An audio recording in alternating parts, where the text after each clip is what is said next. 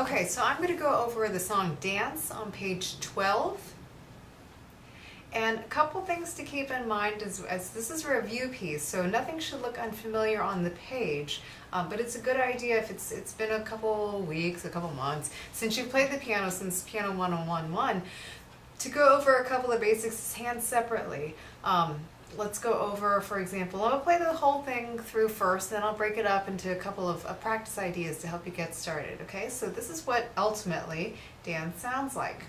1, 2, 3.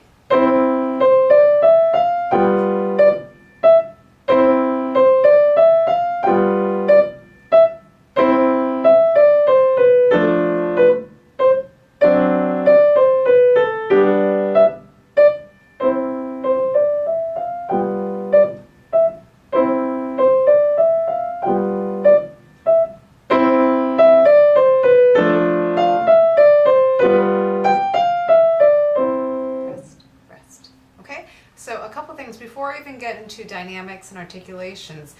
One thing you could do is just practice the right hand by itself. If you noticed, there's a little bit of a shift in lines 2 and 4, but for lines 1 and 3, which are identical, just keep your hand in the same 5-finger pattern on high C.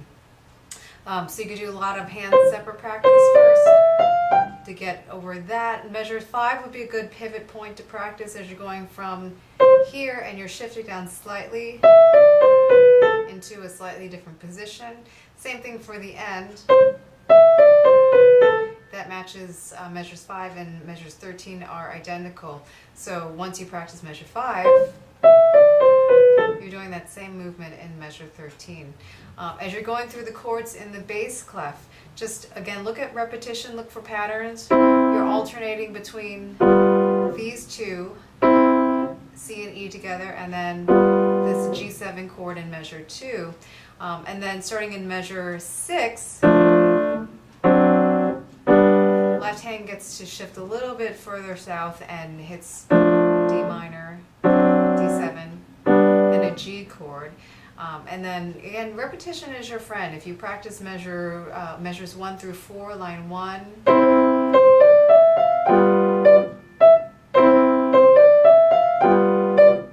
that is identical to line number 3. So you're doing twice the work, or you're covering twice as much of the song just by practicing that line over and over again.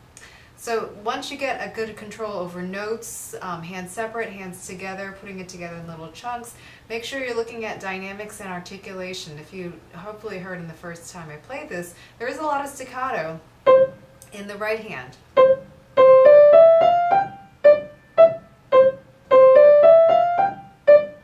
But if you notice, there's no staccato in your left hand. And one thing that I've had students do before, which is an easy thing to fall into, is you don't want to do that because the left hand isn't marked staccato technically. So you actually want to hold down the left hand until you play the 8th notes in the right hand in measure 1, for example, just to pinpoint that exactly would sound like this. Okay, so you noticed your left hand should still hold on to C and E even though your right hand is bouncing off that C. If that feels a little odd, just practice over until you get comfortable. Look at measure 2, same idea. You're holding down this G7 chord in your left hand, but you are releasing that high G staccato note on beat 1. Okay? So watch out for staccato articulation. Check your dynamics. Make sure that the first 2 lines, mezzo forte, you have a change in measure 9. So make sure that you're not playing extremely quietly at the beginning. You want enough room to get quieter at measure 9. And then measure 13, you notice a forte. So make sure that you're not too loud at the beginning either, because you want to make sure you have some place to grow loud enough at the end, strong enough at the end. And then of course there is a decrescendo, so you get a little quieter at the end. I'm going to play through dance one more time so you can hear all those components put together. 1, 2, 3.